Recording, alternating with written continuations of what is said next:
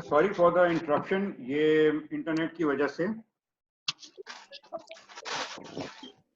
I'll catch up जो हमने अभी तक इस स्लाइड में किया था कि this slide shows picture of a lady. पानी सादा पानी। The slide shows picture of a lady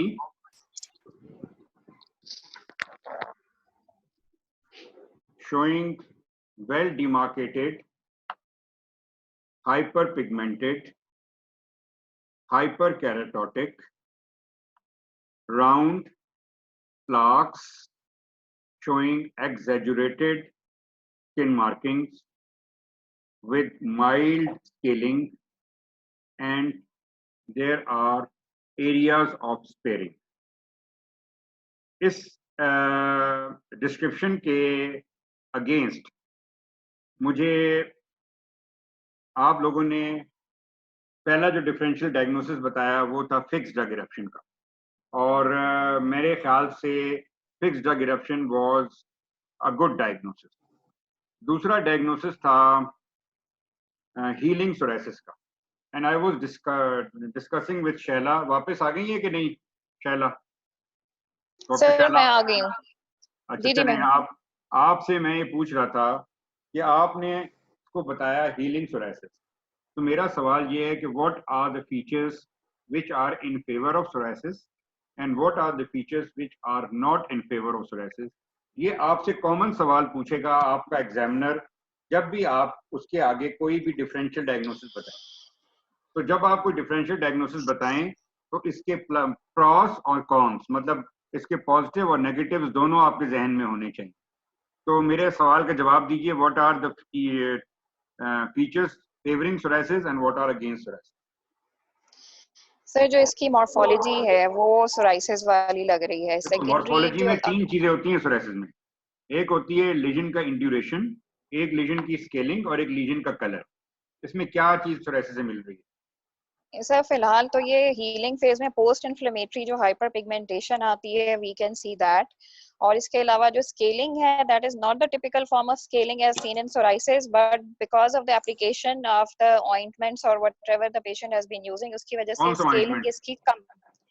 कोई भी सर जो टॉपिकल, सर नहीं टॉपिकल ऑइंटमेंट्स जिस तरह हम लोग यूज करते हैं ना स्टेरॉइड बेस्ड। तो ये पोस्ट इन्फ्लेमेटरी एक्जिमा क्यों नहीं हो सकता? सर पोस्ट इन्फ्लेमेटरी एक्जिमा भी होगा, लेकिन उसमें हमें थोड़े से प्लाक्स जरा ज्यादा एलिवेटेड मिलेंगे, एक्सफोलिएशन के साइंस हमें मिलने चाहिए। इसमें एक्सफोलिएशन हमें इतनी ज्यादा नजर नहीं आ रही। एक्सफोलिएशन क्रॉनिक एक्जिमा में एक्सफोलिएशन होती है, लाइकेनिफिकेशन होती है, लाइकेनिफिकेशन होती है। तो लाइकेनिफिकेशन नजर नहीं आ रही? आ रही है, आ रही है। तो मतलब ये क्रॉनिक एक्जिमा नहीं हो सकता? हो सकता है सर। सर हो सकता है। अगर मैं इसको कहूँ ना कि ये सोराइसिस से मिलता जुलता है, तो इसकी जो चीज सोराइसिस से मिल रही है वो इसकी वेल डिमार्केटेड और एनुलर कन्फिग्रेशन है। सोराइसिस के लीजन्स वेल डिमार्केटेड होते हैं, एक्जिमा के लीजन्स इतने वेल डिमार्केटेड नहीं होते। नंबर 2, इसमें लीजन्स इंड्यूरेटेड हैं, थिकन्ड हैं, जो सोराइसिस में भी हो सकते हैं। स्केलिंग और कलर बिल्कुल सोराइसिस से मैच नहीं कर रहा, लेकिन जैसे आप कह रहे हो कि ये हो सकता है कि सोराइसिस इंप्रूव कर रहा है और उसकी स्लीविंग द पिगमेंटेशन, तो ये पॉसिबिलिटी हो सकती है अगर हम इस तरफ सोचें। लेकिन जो चीज सोराइसिस से मिल रही है वो इसका वेल डिमार्केटेड लीजन्स और इनकी कन्फिग्रेशन है लीजन्स की।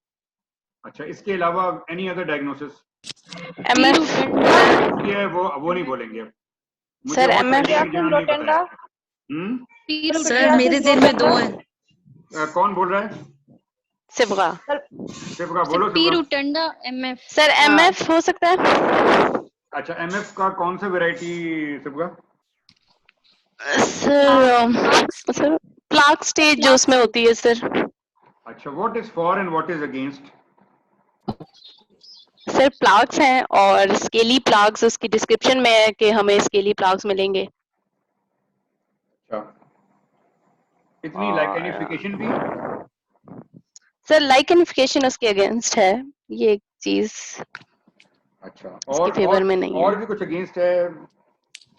Sir age factor, age factor मतलब पेशेंट जो है ना वो हाथों से देख के लग रहा है कि जो है यंग ना पेशेंट है। वो यंग पेशेंट है ना, यंग यस पेशेंट सर, है। यंग पेशेंट है। एक पेशेंट यंग है, एक जो लीजन्स हैं वो लाइकेनिफाइड हैं, उतने स्केली यस सर। नहीं है। आपको पता है कि मतलब जब हम एमएफ के लीजन्स कहते हैं तो MF is a very non specific form of eczema, या आप कह लें कोई पैरासोरासिस जैसे कोई मतलब एक वेग से इरिथेमेटस और स्केली लीजन्स होते हैं, बहुत well demarcated plaques with areas of sparing. ये एमएफ के लीजन्स नहीं है जनरली।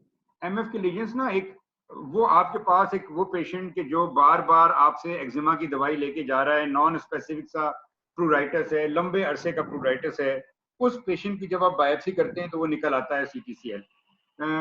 ये एमएफ के अगेंस्ट ये है कि lesions they are more of thickened and lichenified, और ये थोड़ा सा अगेंस्ट है। एमएफ जैसे लीजन्स नहीं है, लेकिन हाँ हाइपर पिगमेंटेड एमएफ भी हो सकता है, प्लाक स्टेज का एमएफ भी हो सकता है, लेकिन उसमें भी स्केलिंग ज्यादा होगी। मतलब एग्रीड डायग्नोसिस। तुमने एक और डायग्नोसिस बताया था नहीं, वो सर ऑप्शन पी ने रोटेंडा बताया। मैंने बताया। चलो ऑप्शन पी रोटेंडा का बताओ क्या होता है और ये कैसे मिल सकता है पी रोटेंडा से? सर वो ट्रंक पे आता है, राउंडेड से इसी तरह के प्लाक होते हैं, लेकिन स्केली वो भी होते हैं। अच्छा, क्या है ये किस कैटेगरी की डिजीज है? सर ये मैलिग्नेंसी डर्मल अगर हो ना, सर, वो तो अंडरलाइंग मैलिग्नेंसी होगी, लेकिन हाँ। वैसे तो डर्मल ही है। है नहीं क्या से मतलब केराटोसिस। ये एक्जिमा है कोई टाइप ऑफ इन्फेक्शन? इक्थायोसिस। सर ये एक्वायर्ड एक्थायोसिस इक्थायोसिस है, इक्थायोसिस। केराटिनाइजेशन का डिसऑर्डर है। एक्थायोसिस की वैरायटी, ठीक है ठीक है। एक्थायोसिस की वैरायटी है, ट्रंक पे होती है, स्केली प्लाक्स होते हैं, हाइपर पिगमेंटेड होते हैं। लेकिन सर वो तो साइज में छोटे नहीं होंगे? राउंड से होंगे, वेल डिफाइंड होंगे, वेल डिफाइंड राउंडेड, ये तो कितना सर साइज जैसे होना चाहिए? सर होते तो बड़े हैं, इतने छोटे नहीं होते। लेकिन सर ये तो जैसे काफी सारे प्लाग्स को लीज कर गए और काफी एक्सटेंसिव लग रहा है देख के, तो मतलब वो तो सर बहुत बुकिश अगर देखा जाए तो वो बहुत वेल डिमार्केटेड और राउंडेड से। और बुक में कितनी पिक्चर हैं वेल पी रोटेंडा की? सर एक पिक्चर, सर एक ही पिक्चर है। एक पिक्चर है। एक पिक्चर पे हमने पूरा डायग्नोसिस बेस कर दिया। लेकिन सर मेंशन हुआ है तो 20 सेंटीमीटर तक हो सकता है, उसका हाँ साइज सर, उसमें इंक्रीज हो है सकता बड़ा है। साइज, वो सर फ्लुएंट भी हो सकते हैं वो। वैसे भी देखो बात ये है कि हम ना जनरली एक डिजीज की बड़ी वेरिएड प्रेजेंटेशंस होती हैं, हमें उस डिजीज का बेसिकली क्रस्ट देखना है कि उसमें लीजन्स होते किस टाइप के हैं। लीजन छोटे बड़े तो ये वेरिएबल हैं, इसीलिए तो हम डिफरेंशियल डायग्नोसिस कर रहे हैं, इसीलिए तो कोई एक डायग्नोसिस नहीं कर रहे हैं। मतलब इस किस्म की जो अपीयरेंस है ये तो कोई एक्सपेक्ट ही नहीं करता कि आप एक डायग्नोसिस कर दें, तो पॉसिबल ही नहीं जब तक हम बायोप्सी नहीं करते। तो हम डिफरेंशियल इसीलिए करते हैं कि हमें ना मुख्तलिफ डिजीजेस की डिफरेंट प्रेजेंटेशंस को टच करना है, और यही सारा ब्यूटी है डर्मेटोलॉजी में कि आपको एक बीमारी कई तरीके से नजर आएगी। अब फॉर एग्जांपल पी रोटेंडा ही की एग्जांपल है, या एमएफ की ले लें, एक फेयर पर्सन के अंदर एक डिफरेंट तरीके से पेश होगी, एक डार्क कलर में एक डिफरेंट तरीके से पेश होगी। तो कलर पिगमेंट बॉडी से भी लीजन्स की मॉर्फोलॉजी बदल जाती है। अच्छा, anything else? Sir why not tinea? Tinea corporis sir, tinea नहीं हो सकता? टीनिया, कौन सा टीनिया? Sir taenia cruris. अगर उसके ऊपर इनकॉग्निटो में डॉक्टर सना। डॉक्टर सना, जी ये सर। अच्छा आपका नाम कुछ और आ रहा है इस वक्त। टीनिया कॉर्पोरस।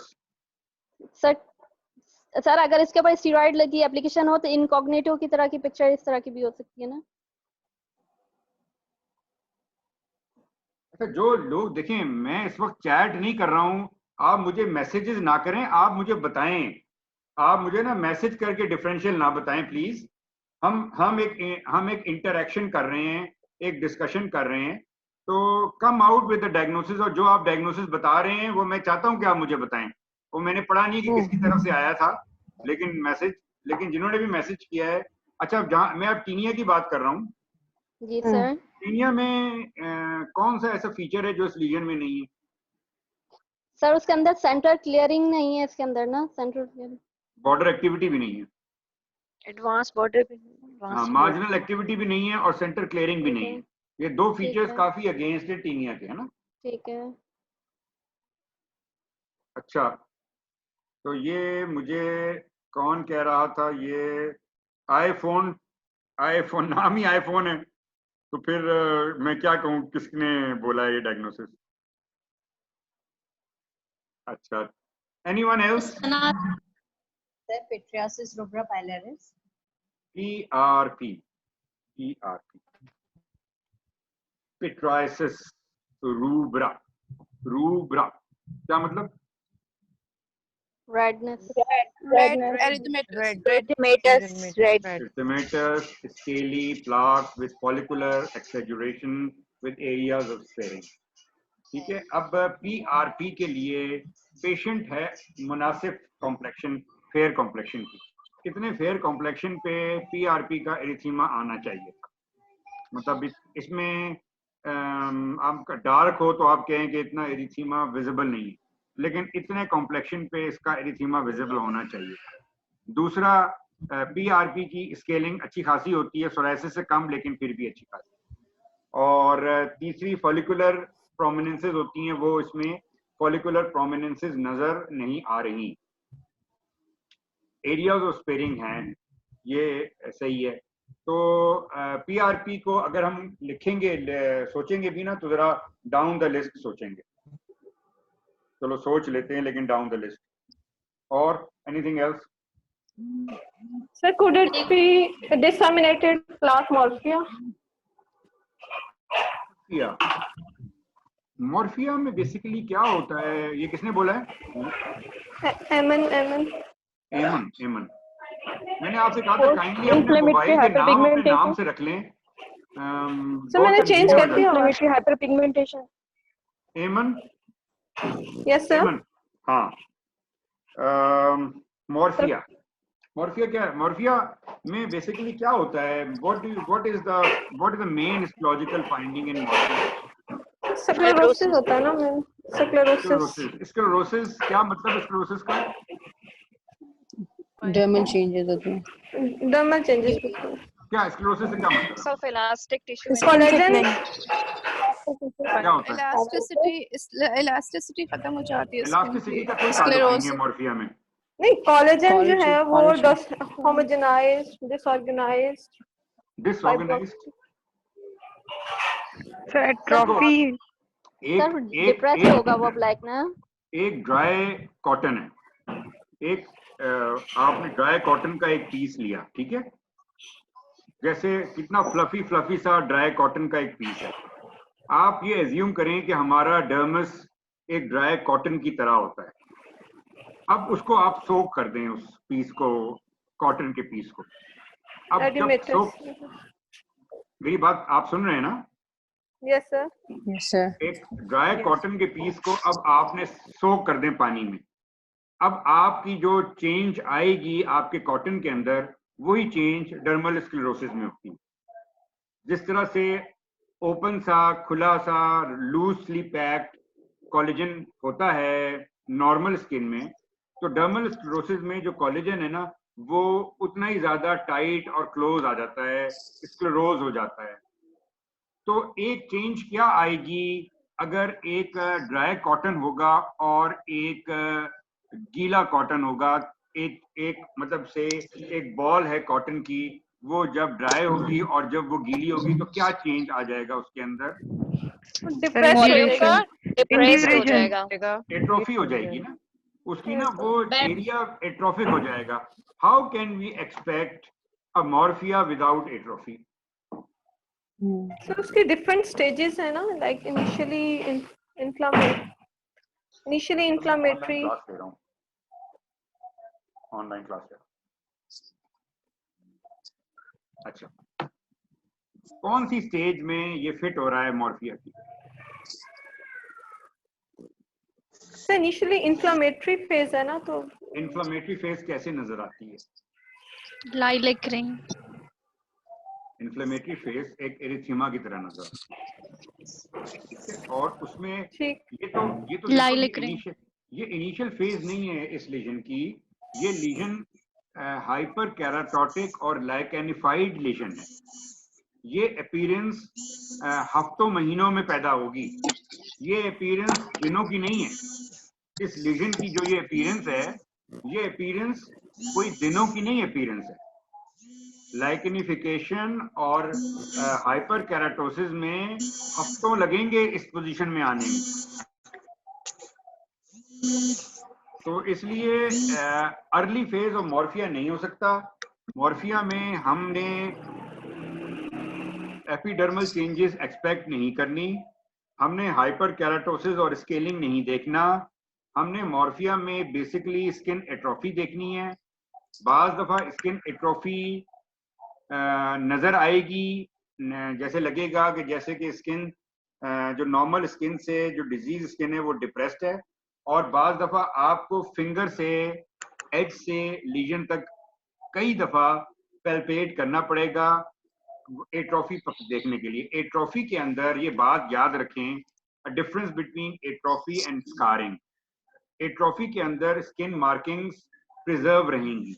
जो स्किन मार्किंग यहाँ पे होंगी वही स्किन मार्किंग लीजन में भी होंगी, बस लीजन सिर्फ डिप्रेस्ड होगा, अंदर की तरफ डिप्रेस होगा लीजन से चेंज होगी एट्रोफी की। चाहे एपिडर्मल एट्रोफी है चाहे डर्मल एट्रोफी है, लीजन अंदर की तरफ चला जाएगा।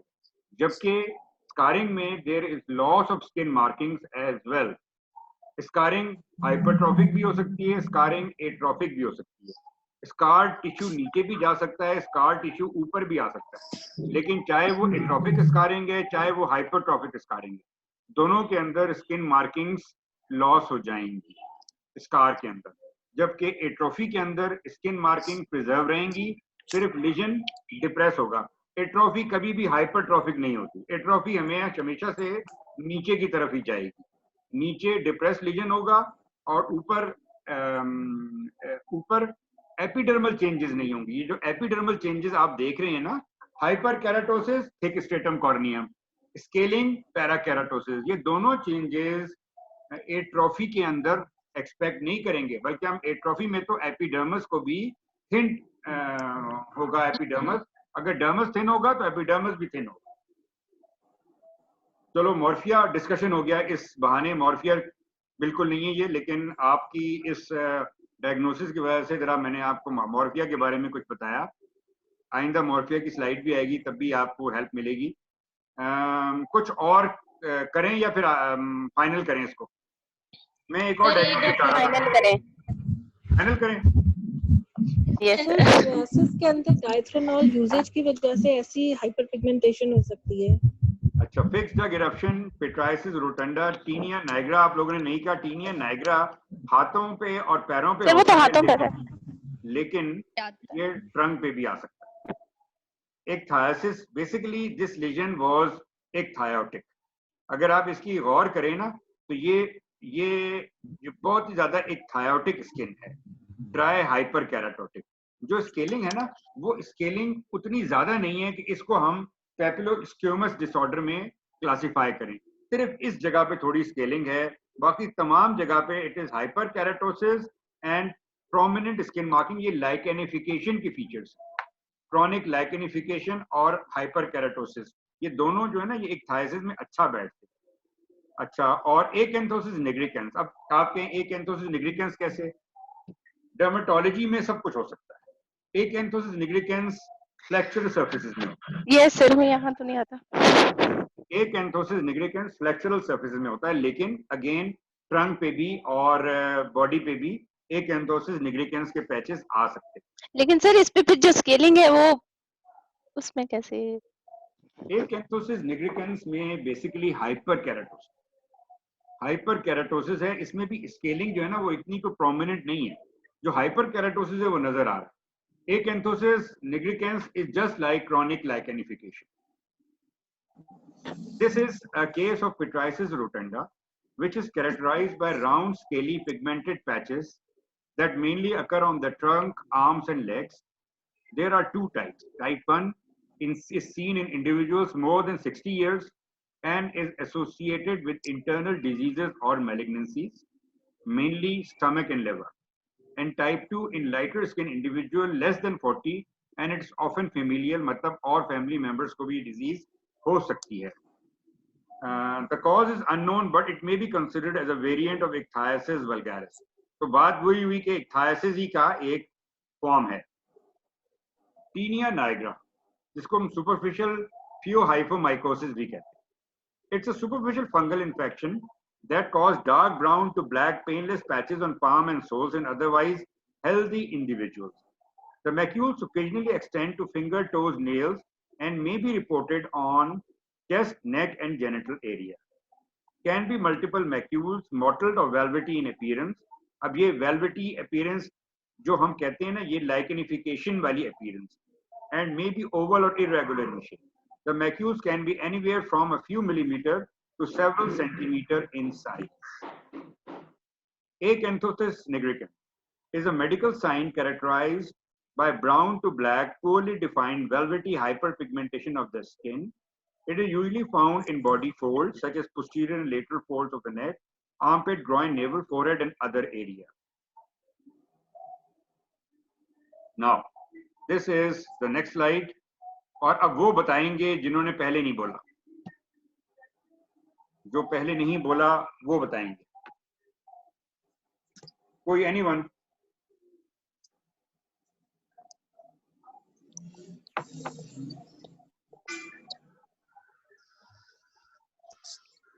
Any volunteer? Sir, can I speak? Dr. Filza from KTH Peshawar. Sir, I can appreciate the lower limb of this gentleman having well circumscribed critériform nodular lesions, which are also surrounded by some erosions and excoriation marks as well, and there is whitish scaling around the lesions. So my top differential would be eruptive keratoacanthoma. Okay.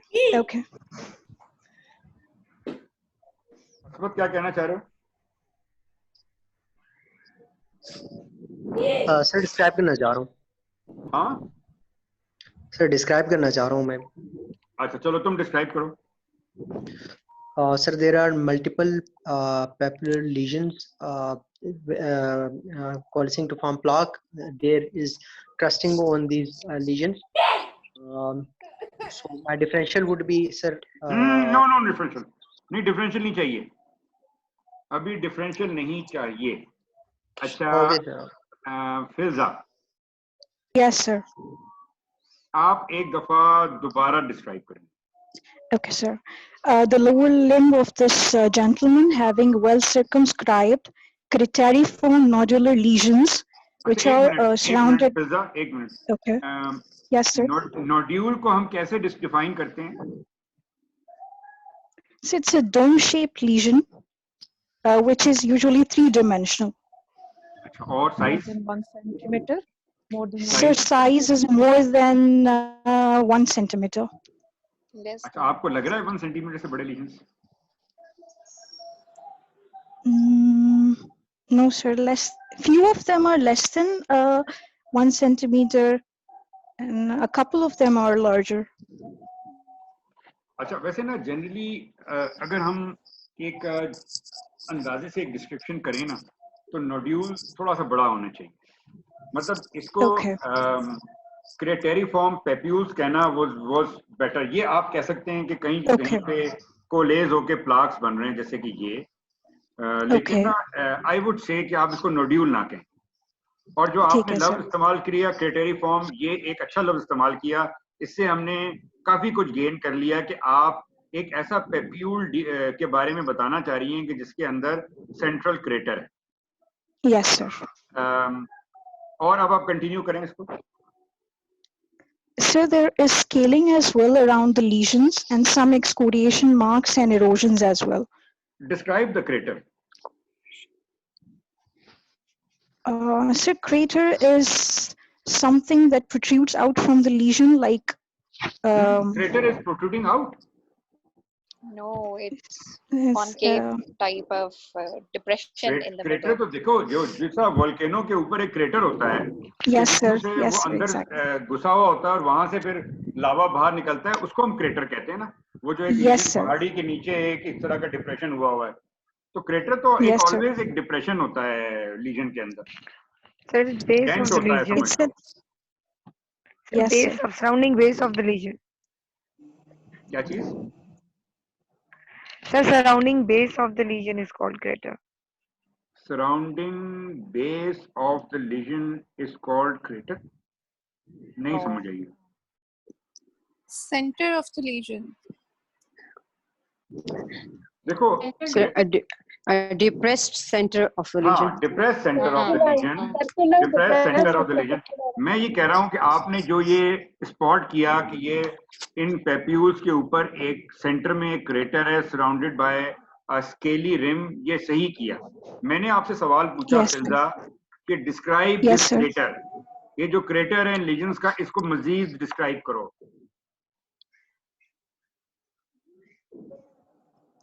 किस किस्म का crater है, इसमें क्या है हो रहा है? Sir, it seems to have a yellowish greenish crust. Yes, yes, yes. This crater is filled with, the crater is packed with a greenish yellow crust. ठीक है, जो बिल्कुल ऐसे लग रहा है कि जैसे कि इस क्रेटर के अंदर घुसा हुआ ये प्लग है। ये Yes, sir. रेस पेप्यूल है विद स्केली बॉर्डर और crater with a plug. Memuna. Sir मैं कहना चाह रही हूँ ये परफोरेटिंग लीजन्स है, there are multiple discrete well circumscribed perforating lesions. हम अभी ना परफोरेशन पे जाने से पहले कुछ और चीजें भी मैं देख रहा हूँ जो आपको दिखाना चाहता हूँ।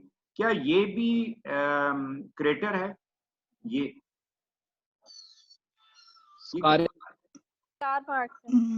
ये एक्सकोरिएशंस लग रही हैं, ये एक्सकोरिएशन लग रही हैं और इसका मतलब ये है कि जो लीजन जो है इसमें ना, कॉर्नर्स भी लग रहा है कि जहाँ पे यहाँ पे ना इचिंग की है वहाँ पे, हाँ, दिस इज द एक बात तो ये इसमें कंफर्म हो रही है बिकॉज ऑफ दीज इरोजंस कि this lesion is a pruritic lesion. ठीक है ना, प्रूराइटस इज प्रोमिनेंट और हर लीजन जो है ना वो क्रेटेरिफॉर्म नहीं है। There are few erosions, few crusted papules, लेकिन क्रेटेरिफॉर्म थोड़े बड़े बड़े लीजन जो है ना वो क्रेटेरिफॉर्म है, बाकी देयर आर मल्टीपल इरोजंस और क्रस्टेड लीजन्स। अच्छा, अब किसने कहा था perforating disorders? Sir Maimuna, doctor Maimuna. अच्छा, कौन सा परफोरेटिंग डिसऑर्डर?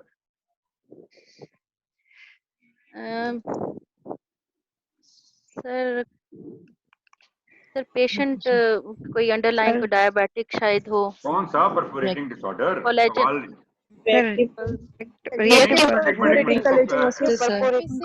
मेमुना को बताने दो। मेमुना, कौन सा परफोरेटिंग डिसऑर्डर? Sir collagen. कौन से परफोरेटिंग डिसऑर्डर्स होते हैं? आरपीसी। सर आरपीसी मेरे जहन में आ रहा है। मेमुना बोल रहे हैं, कोई और बोल रही है? मैं बोली। मैं कौन? अफशा? Yes sir. नहीं, अब जिसको जो पहले बोल चुके हैं वो म्यूट हैं इस वक्त, अब सारे नए लोग होंगे अभी इस वक्त। अच्छा, मेमुना, आपको याद नहीं है perforating disorders, primary perforating disorders कौन कौन से होते हैं?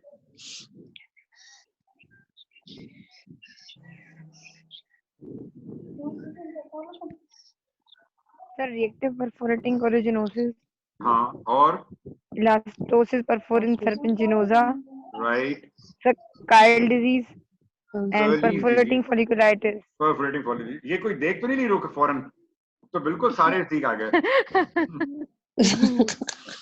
इस दौरान में ना रुक से देख लिया गया।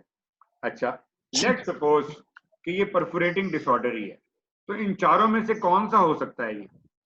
Sir reactive. reactive perforating collagenoses. It can be RPC. Reactive अच्छा, हमने पहला डायग्नोसिस आरपीसी का रख लिया, लेकिन एग्जामिनर इससे खुश नहीं। एग्जामिनर आपसे कहता है कि कुछ और डायग्नोसिस बताएं। Galaxy Note 9 prurigo sir. कौन सा प्लूराइगो? प्लूराइगो नोडुलरिस। प्लूराइगो नोडुलरिस में क्या क्रेटर होता है? नोड्यूल्स होंगे और उसमें नोड्यूल्स बड़े होंगे प्लूराइगो नोडुलरिस के। प्लूराइगो नोडुलरिस जो है ना, उसमें क्रेटर नहीं होता। प्लूराइगो नोडुलरिस तो हाइपरट्रॉफिक एलपी के डीडी में आएगा। सब एक्यूट प्लूराइगो हो सकता है, जिसमें आपको ना क्रस्ट एज वेल एज प्लूराइगो, लेकिन क्रेटर फिर भी नहीं होता। सब एक्यूट प्लूराइगो में लाइकेनिफाइड पेप्यूल्स होंगे विद क्रस्टिंग। लेकिन okay, I agree with this diagnosis. इसके अलावा anything else? eruptive keratoacanthomas. Sir ecthyma हो सकता है? एक मिनट। एरप्टिव एक केराटोएकेंथोमा, ये बड़ा समझदार डायग्नोसिस किसने दिया है? दानिश ने दिया? सिर्फ फिल्जा। अच्छा, कौन से, इसको क्या कहते हैं इस वैरायटी को? गाउस-बेस्की सिंड्रोम। क्या ब्रोस्की है या ये वो है फर्गूसन स्मिथ है? गाउस-बेस्की सिंड्रोम। अच्छा, बहरहाल ये क्लियर कर लेना कि ये कौन सा सिंड्रोम है। लेकिन केराटोएकेंथोमा, छोटे साइज के केराटोएकेंथोमास इरप्टिव फॉर्म में प्रेजेंट कर सकते हैं। और अगर इस लीजन को, इसको या इसको या इसको या इसको आप बड़ा कर लें, 3 से 4 गुना बड़ा कर लें तो शायद, और सॉलिटरी कर लें तो शायद आपका डायग्नोसिस, पहला डायग्नोसिस ही केराटोएकेंथोमा आ जाए। लेकिन चूंकि ये मल्टीपल हैं, स्मॉल हैं, डिफ्यूज हैं, तो इसलिए हम इसको इरप्टिव फॉर्म ऑफ केराटोएकेंथोमा एक डिफरेंशियल डायग्नोसिस ऑफर कर सकते हैं। और सर एक्थाइमा रख सकते हैं? एक्थाइमा, देखो एक्थाइमा में तो क्रस्ट बहुत बड़ा होगा ना, और एक अल्सर होता है जिसके ऊपर एक से क्रस्ट सा जमा होता है। क्रस्ट जो है ना वो डीप होता है इम्पेटाइगो के क्रस्ट से, क्योंकि इम्पेटाइगो का क्रस्ट होता है सब कॉर्नियल, जबकि एक्थाइमा का क्रस्ट पूरा एपिडर्मिस को इन्वॉल्व करता है। तो इसलिए जब वो क्रस्ट उठता है एक्थाइमा का तो नीचे से अल्सर होता है। तो मतलब वो नेक्रोसिस इतनी होती है कि पूरा का पूरा एपिडर्मिस नेक्रोज होकर क्रस्ट बन जाता है एक्थाइमा में। लीजन्स बड़े होते हैं और वो जब क्रस्ट उतरेगा ना तो नीचे से अल्सर निकलेंगे। ये लीजन थोड़े छोटे हैं।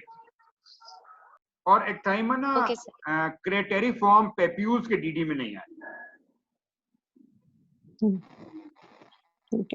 और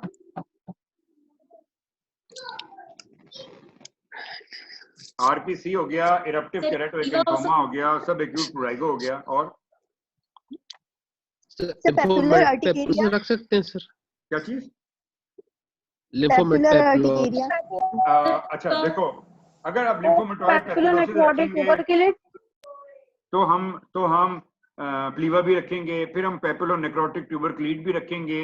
लेकिन मसला इस वक्त ये है कि क्या ये लीजन पेपिलोनेक्रोटिक है या ये लीजन क्रेटेरी फॉर्म है? ये लीजन्स पेपिलोनेक्रोटिक नहीं है, ये लीजन्स क्रेटेरी फॉर्म है।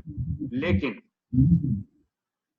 पेपिलोनेक्रोटिक ट्यूबरक्लोसिस या प्लीवा तो इतना नहीं वैसे लग रहा, लेकिन पेपिलोनेक्रोटिक ट्यूबरक्लोइड्स जो ट्यूबरक्लोसिस है उसकी पॉसिबिलिटी हो सकती है। लेकिन अगेन ये जो 3 डिफरेंशियल्स है ना, पेपिलोनेक्रोटिक ट्यूबरक्लोसिस, प्लीवा और लिम्फोमेटॉइड, ये पेपिलोनेक्रोटिक लीजन्स के डीडी में आएगा। यहाँ पे क्रेटेरी फॉर्म लीजन्स, लेकिन हम papulonecrotic TB because of its typical site on the leg हम सोच सकते हैं। अच्छा, मेरे हिसाब से ये केराटोएकेंथोमा फर्गूसन स्मिथ है, और फिल्जा के हिसाब से जो भी थी ये गैब्रोस्की है। ये आप लोग क्लियर कर लें कि इरप्टिव केराटोएकेंथोमा कौन सा होता है। थोड़ा सा आरपीसी के बारे में। Reactive perforating collagenosis is a rare skin disease in which abnormal collagen fiber extrude through the epidermis. अच्छा, ये जो perforating disorders हैं, इनको perforating disorder इसलिए कहा जाता है कि इसमें जो डर्मस का कनेक्टिव टिश्यू है वो परफोरेट करता है एपिडर्मस से और बाहर की तरफ एक्सट्रूड होता है, जैसे कि स्किन नीचे से बाहर निकाल रही है अंदर से अपने टिश्यू को। हेलो, अच्छा, आप काइंडली जरा आप लोग म्यूट कर लें, मुझे बात करने दें। क्लास ले रही थी, बता। आप लोग अपने आप को काइंडली म्यूट कर लें, मैं खुद ही कर लेता हूँ। अच्छा, there are two distinct form of disease have been identified. एक तो inherited form है, that manifests in infancy or early childhood, and the other is acquired form of RPC, which occurs in adults, usually patient with diabetes and chronic renal failure, especially those on dialysis. Also occur in hypothyroidism, in hyperparathyroidism, in liver disease and in lymphoma. यानी कि acquired RPC हम किसी ना किसी disease के association में देखेंगे और आपको ये सारी डिजीजेस के जहन में होना चाहिए। अब फॉर एग्जांपल हम आरपीसी सोच रहे हैं, जो स्लाइड अभी हमने देखी है, तो ये एग्जामिनेशन यहाँ पे ख़त्म नहीं होता। आपने यहाँ पे डायबिटीज़ के साइन देखने हैं, आपने इसके फिंगर वेब्स देखनी है अल्सर्स के लिए, पल्सेस देखनी है, इसकी आईज का एग्जामिनेशन करना है कैटरेक्ट के लिए। अगर आपके पास ऑप्थेल्मोस्कोप है तो इसका रेटिना देखेंगे, क्रॉनिक रीनल फेलियर के लिए पैलर देखेंगे, और आप हाइपोथायराइडिज्म के साइंस देखेंगे, लिवर या लिम्फोमा के साइन। तो ये आपका एग्जामिनेशन लंबा चलेगा इसका, और अगर ये सारा एग्जामिन नहीं करेंगे तो जाहिर है उसके उसी हिसाब से उसके मार्क्स एग्जामिनेशन के कम हो जाएंगे। Lesions are usually self-healing without treatment but often recurs. Treatment के लिए we use isotretinoin, allopurinol, doxycycline and phototherapy. Emollients and oral histamines are useful in relieving the itch. अब जो मैंने सवाल पूछा था कि what are the primary perforating dermatosis? Characterized by perforation or elimination of dermal connective tissue through the epidermis. There are 4 major disorders grouped according to the type of epidermal disruption. इसमें से ना रिएक्टिव परफोरेटिंग कोलेजनोसिस सबसे well described form है और सबसे common है। इसके अंदर एज द नेम सिग्निफाइज जो टिश्यू बाहर जा रहा है वो कोलेजन, तो कोलेजन की एक्सट्रूजन हो रही है या बाहर निकल रहा है। दूसरा डिसऑर्डर है एलास्टोसिस परफोरेंस सर्पिजिनोसा। एज द नेम सिग्निफाइज इसमें जो टिश्यू बाहर निकल रहा है वो इलास्टिक टिश्यू है। एलास्टोसिस परफोरेंस सर्पिजिनोसा की एक टिपिकल फीचर ये होता है कि ये लीजन्स एन्युलर कन्फिगरेशन में होते हैं, एन्युलर कन्फिगरेशन में, जबकि आरपीसी तो सॉलिटरी पैप्यूल की शक्ल में होगा। फिर आगे आ गई perforating folliculitis. Perforating folliculitis again as the name signifies, इसके अंदर जो परफोरेशन है वो थ्रू द हेयर फॉलिकल है, मतलब फॉलिकुलर कैनाल को यूज करेगा एलिमिनेशन के लिए, कोलेजन की एलिमिनेशन के लिए। तो इसका मतलब ये है क्योंकि फॉलिकुलर कैनाल छोटी होती हैं तो लीजन्स जो है ना वो छोटे पैप्यूल्स होंगे, आरपीसी के मुकाबले में लीजन्स छोटे होंगे, और आपको ना उन पैप्यूल्स और उन क्रस्टेड या क्रेटेरिफॉर्म पैप्यूल्स के दरमियान कई जगह पे हेयर फॉलिकल निकलता हुआ नजर आएगा। तो परफोरेटिंग फॉलिकुलाइटिस हम फॉलिकुलर डिजीजेस के डिफरेंशियल में डालेंगे, जहाँ पे फॉर एग्जांपल लाइकन प्लानोपाइलरिस है, तो इस तरह के डिजीज क्या आएंगे। कर्लीज डिजीज जो है ना वो एक थोड़ी सी वेग सी एक डिजीज है, इसको बहुत ज्यादा डिस्क्राइब नहीं है अच्छी, लेकिन इसकी अपीयरेंस परफोरेटिंग फॉलिकुलाइटिस से ज्यादा मिलती है। ये भी याद रखें ये कुछ ऐसी डिजीजेस हैं हमारी डर्मेटोलॉजी की कि जिसके अंदर perforation as a secondary phenomena होता है, मतलब वो प्राइमरी, ये तो उससे पहले वाली 4 बीमारियों में तो मेन फीचर ही परफोरेशन है, लेकिन कुछ ऐसी डिजीज हैं कि जिसके अंदर परफोरेशन जो है वो सेकेंडरी फिनोमेना है। Granuloma annulare, necrobiosis lipoidica, pseudoxanthoma elasticum, calcinosis cutis, healing wounds and keratoid. लो जी, अगला पेशेंट आ गया। अब मेरे पास कौन वॉलंटियर आएगा? वो सारे जो पहले बोल चुके हैं वो सब म्यूट हैं। नया खून चाहिए, नया खून।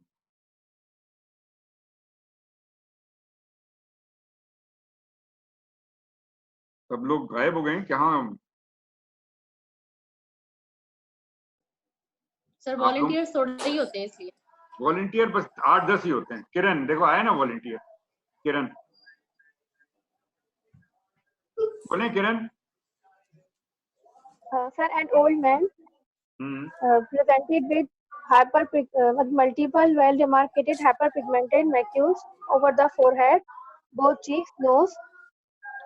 Some hyperpigmented and crusted lesions were also seen over the palm of the hand, lateral aspect of the palm of the hand, with lichenification. Palm और हैंड्स पे क्या हो रहा है? लैकिनिफिकेशन वाली तस्वीर। सॉरी ये जरा शेड ज्यादा आ गया, मैंने कुछ ज्यादा ब्राइट कर दी तस्वीर। अच्छा क्रस्टिंग है? क्रस्टिंग नहीं है। यस सर, क्रस्टिंग नहीं है, हाइपर केराटोसिस है। ठीक है ना, हाइपर केराटोसिस और पिगमेंटेशन। हाइपर केराटोसिस है। Hyper keratosis. अच्छा, और आपने कहा हाइपर पिगमेंटेशन है फोरहेड पे, नोज पे, चीक पे, और कहीं और है? सर नेज़ोलेबियल में, स्क्लेरा में, सर स्क्लेरा में। यस सर, स्क्लेरा में भी है। स्क्लेरा में सर डर्टी स्क्लेरा है, डर्टी स्क्लेरा है। No there is hyperpigmentation. है स्क्लेरा में पिगमेंटेशन है। पिगमेंटेशन है सर, पिगमेंटेशन। कैप्टोन्यूरिया। अच्छा अभी कौन बोल रहा है ये? हुमन, ये किसने कहा है डर्टी स्क्लेरा है? आइडेंटिफाई करें जरा अपने आप को। डर्टी स्क्लेरा किसने कहा था?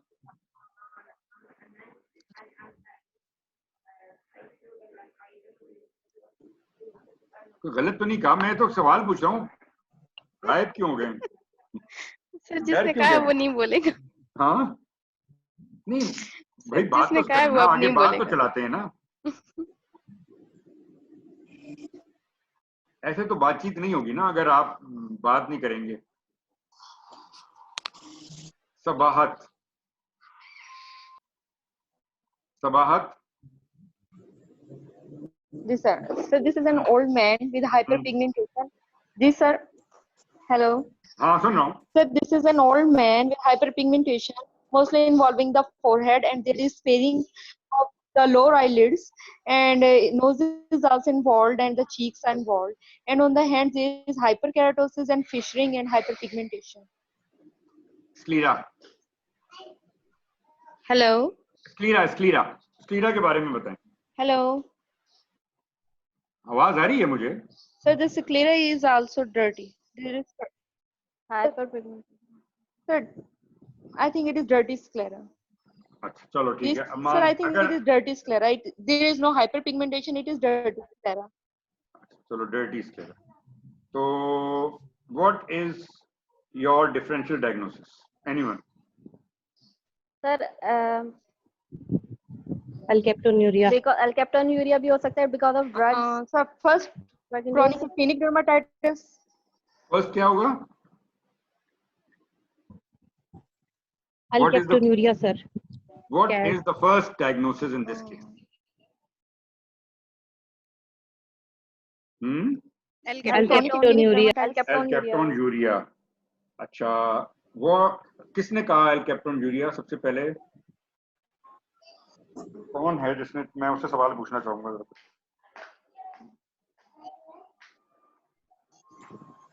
ओक्रोनोसिस हो सकता है। ओक्रोनोसिस। एक मिनट, ये ओक्रोनोसिस किसने कहा है? Sir doctor. सर मैंने। सर डॉक्टर काबा। डॉक्टर सर काबा। डॉक्टर काबा। और एक मिनट प्लीज, जरा अल्केप्टोन्यूरिया किसने कहा था? सर मैंने कहा था। मैंने कहा कौन? सिद्रा। अच्छा सिद्रा। अच्छा, डॉक्टर काबा, ओक्रोनोसिस और अल्केप्टोन्यूरिया में क्या डिफरेंस है? सर एंडोजेनस ओक्रोनोसिस की कॉज अल्केप्टोन्यूरिया होती है। ओक्रोनोसिस की एक कॉज अल्केप्टोन्यूरिया, यही कह रही है ना? Yes sir. Yes, What sir. is Endogenous ochronosis? ochronosis. What is ochronosis? Endogenous Sir, it is ochronosis the What is ochronosis? मैंने सवाल पूछा है कि what is ochronosis? sir, it is the accumulation of homogenistic acid in the connective tissue. Homogenetic acid in the connective ये tissue. तो एल्केप्टोन urea हो गया. Yes, sir. और सर एक्सोजेनस जो होगा वो ड्रग्स की वजह से होता है. नहीं, सवाल ये नहीं है कि एक्सोजेनस, एंड मैंने तो आपसे सवाल पूछा कि what is ochronosis? Sir exogenous pigmentation को बोलते हैं ochronosis. क्या कहते हैं, किसको बोलते हैं? Sir exogenous pigmentation. ochronosis तो एल्केप्टोन यूरिया में भी हो सकता है, वो तो एक्सोजेनस नहीं है. Accumulation of homogenetic acid in joints and mucosal surfaces, for example jawline and also vertebral column, जिसकी वजह से black discoloration होती है. देखो सर पिगमेंटेशन को कहते हैं. हाँ sir ochronosis slate grey pigmentation को कहते हैं. ochronosis basically it's a deposition of slate gray pigmented material in the collagen in over the collagen ना. ये slate gray pigmentation जो collagen के ऊपर होती है upper dermis में, इस phenomena को ochronosis कहते हैं. अब ochronosis जो है ना वो homogenistic acid की वजह से भी हो सकती है और ochronosis की कोई iatrogenic कॉज भी हो सकती है कि जिसकी वजह से जो कोलेजन बंडल्स हैं वो पिगमेंटेड हो जाएं. तो basically alkaptonuria is one form of ochronosis. हम ये कैसे डिफरेंशिएट करेंगे कि this is a case of ochronosis या एल्केप्टोन यूरिया? सर ईयर ऐसे फीचर हैं जो एल्केप्टोन यूरिया में यूरिन जॉइंट्स इन्वॉल्वमेंट होती है उसके अंदर. जॉइंट इन्वॉल्वमेंट होती है. आर्थराइटिस बड़ा कॉमन होता है, यंग एज से शुरू हो जाता है. स्क्लीरा पिगमेंटेड होते हैं. यहाँ पे ये स्क्लीरा पिगमेंटेड है, यहाँ पे आप इसको डर्टी कह सकते हैं, ये ब्लू स्क्लीरा है. स्क्लीरा की जो पिगमेंटेशन है वो एल्केप्टोन यूरिया में होगी. जॉइंट और कार्टिलेजेस की पिगमेंटेशन एल्केप्टोन यूरिया में होगी. जबकि अच्छा ये जो पाम प्लांटर हाइपरकेराटोसिस ये एल्केप्टोन यूरिया में होगा. जबकि ochronosis में बेसिकली बाकी स्किन की पिगमेंटेशन हो सकती है लेकिन ये वाले फीचर्स नहीं है. एल्केप्टोन यूरिया ऑटोसोमल रिसेसिव डिजीज है तो इसमें फैमिली हिस्ट्री भी पॉजिटिव हो सकती है. और यूरिन टेस्ट करेंगे सर हम. अब मैंने जरा जो अगली स्लाइड लगाई है ये एल्केप्टोन यूरिया को थोड़ा सा पढ़ लेते हैं. It is an iconic rare inherited inborn error of metabolism affecting the tyrosine metabolic pathway resulting in accumulation of homogenistic acid in the circulation and significant excretion in the urine. Clinical manifestations are typically observed from the third decades of life and are lifelong and significantly affect the quality of life. L-captone urea causes urine to turn black when exposed to air. Urine जब करेगा patient तो उस वक्त black नहीं होगा, वो on the exposure to air it will turn black. And ochronosis, a buildup of dark pigmentation in connective tissue, is also a characteristic. मतलब ochronosis का मतलब है dark pigmentation in the connective tissue. People with alkaptone urea typically develop arthritis, particularly in the spine and large joints, beginning in early adulthood. Other features of this condition including heart problem, kidney stones, and prostate stones. Ochronosis. Ochronosis can also occur as a reversible acquired condition that is unrelated to alkaptone urea, जिसको हम exogenous ochronosis कहेंगे. Variety of substances including benzene, phenol, trinitrophenol, anti-malarial drugs, etabrine, skin lightening agents, hydroquinone, prolonged use of carbolic acid dressing, and minocycline. So these all are the causes of exogenous ochronosis. अच्छा मैं आपको एक tip बताऊं ochronosis की. एक for example ये patient है, हम ये एज्यूम करते हैं कि इसके और कोई फाइंडिंग नहीं है, इसके सिर्फ स्किन के ऊपर ये पिगमेंटेशन.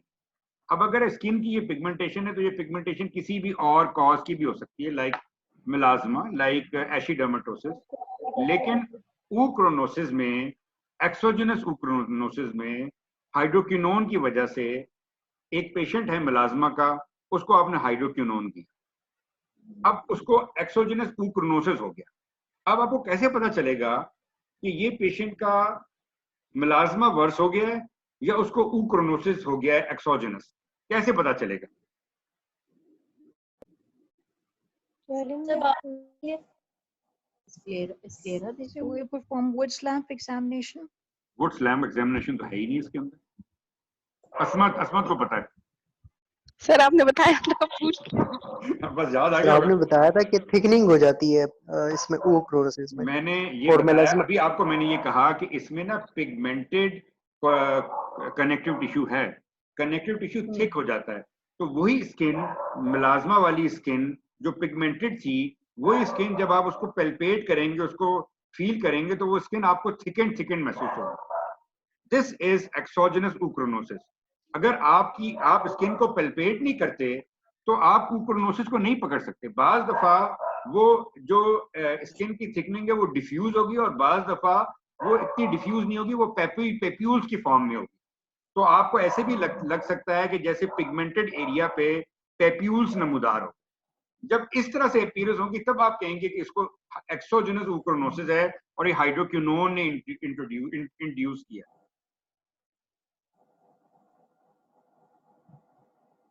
एल्केप्टोन यूरिया को हम पढ़ रहे हैं। Dietary restrictions have, protein restriction कहते हैं ना, have generally proven ineffective. Severe restriction of protein intake is required and has proven difficult for individuals to maintain over a long period of time. In older children and adults, high dose of vitamin C have been used because it hinders the accumulation and deposition of homogenistic acid. Vitamin C को याद रखें। Activities that place significant physical stress to the spine and joint, such as high impact sports or heavy manual labor, should be avoided in such patients. Then ये याद रखें, I don't know whether रुक में ये है या नहीं है इस ड्रग का नाम। सिद्रा है रुक में? सर है निटिसिनोन का लिखा हुआ है। Nitisinone as a potential treatment for Elcaptone urea. It has received an orphan drug status in 2001 from FDA and have been approved for the treatment of metabolic disorder like tyrosinemia. मेरा सवाल है, what is an orphan drug?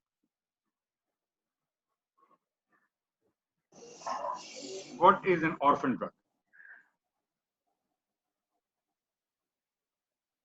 Anyone? Sibga, Sidra?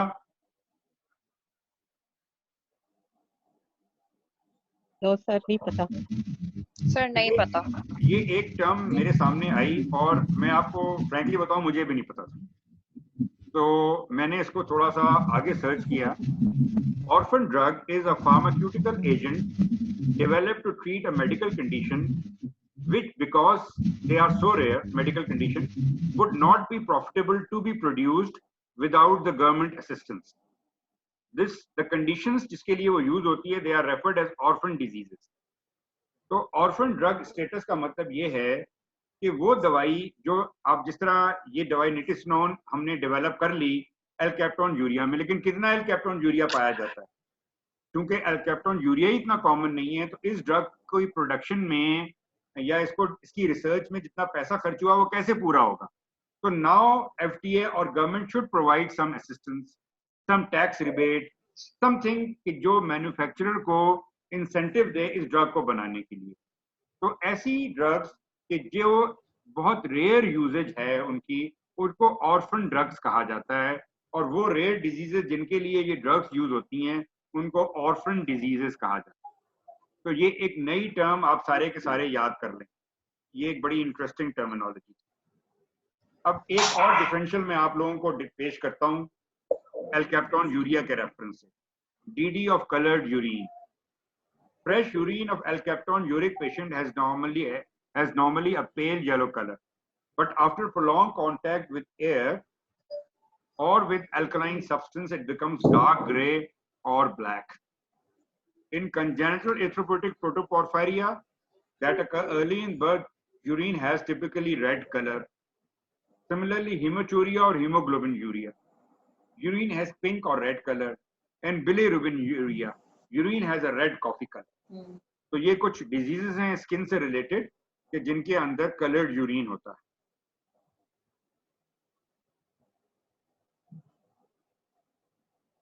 ये आखिरी slide होगी, इसके बारे में कुछ बताएं तो फिर हम इस पे एंड करें.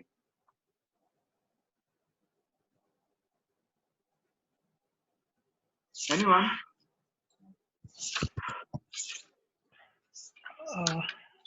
This is Dr. Numan.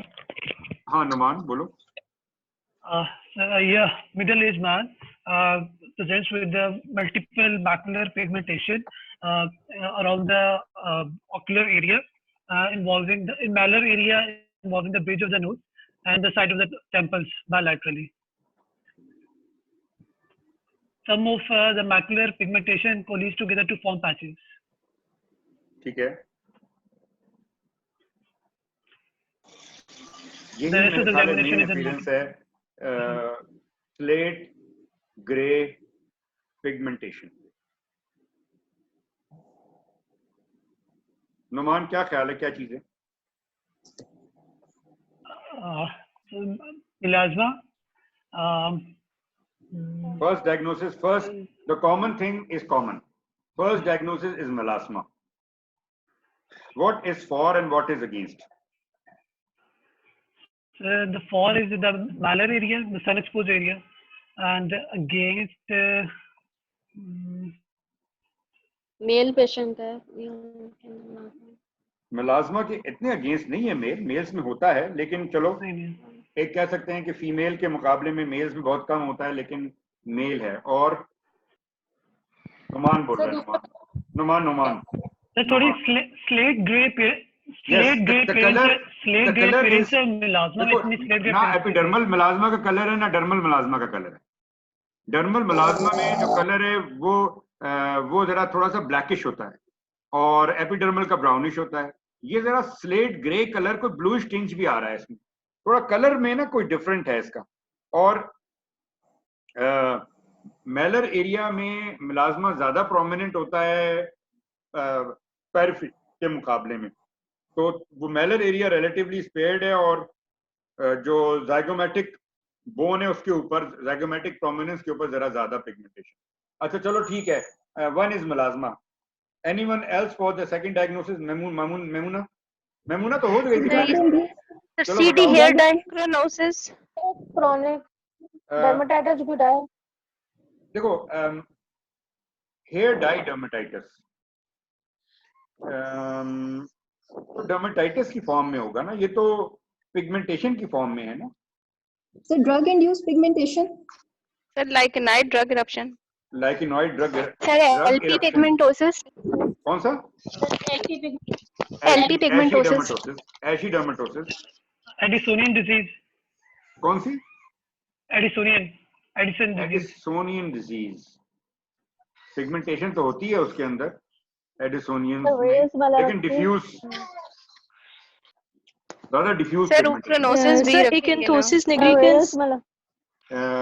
अभी हमने एक बड़ी लंबी सी डिफरेंशियल किया एक्सोजेनस ऊक्रोनोसिस का. ऊक्रोनोसिस, यस सर. हमने ड्रग्स भी डिस्कस की और टॉपिकल और सिस्टमिक दोनों.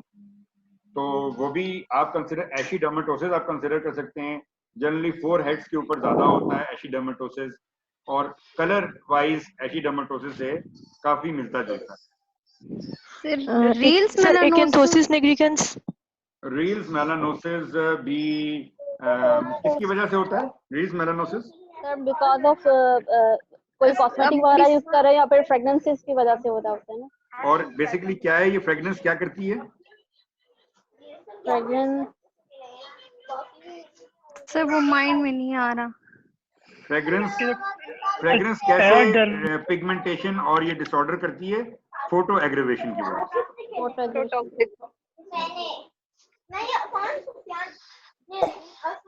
यही मिलती जुलती डिफरेंशियल्स थे मेलाज्मा, एलपी पिगमेंटोसिस, लेकिन ये एक्सोजेनस ऊक्रोनोसिस था ये वाला जो केस था. अच्छा, एक्सोजेनस ऊक्रोनोसिस को अभी तक मैंने चूंकि टच नहीं किया था, उसको जरा मजीद एक आध लाइनें इसके बारे में सुन लें It's an avoidable dermatitis that can be caused by topical application of compounds such as hydroquinone or phenol. Hydroquinone-induced exogenous oochronosis was found in 1975 in patients who used the skin lightening cream containing the compound. There are 3 clinical stages of exogenous oochronosis. First stage is erythema and mild hyperpigmentation.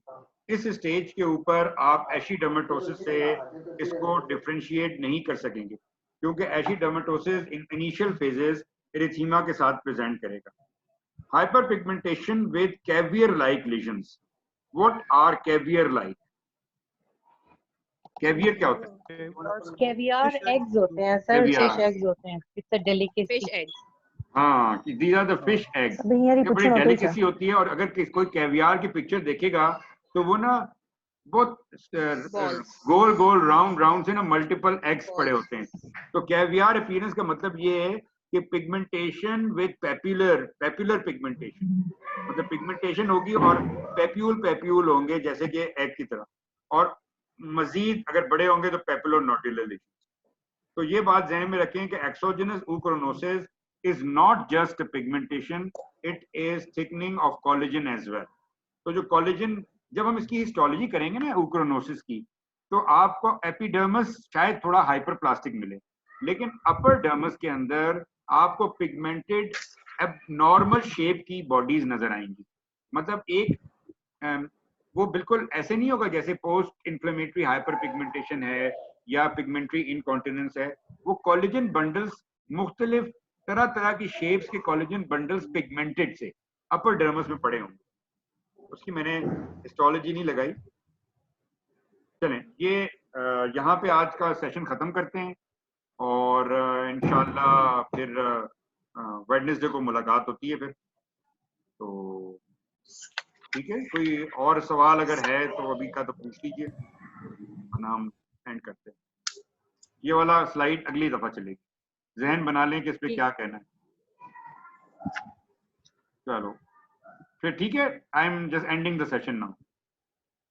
Excuse me sir, DD वाली slide mention कर दें एक दफा, जो आपने DDs बताए थे, इसकी स्लाइड मेंशन कर दें. ये वाली? Thank you sir.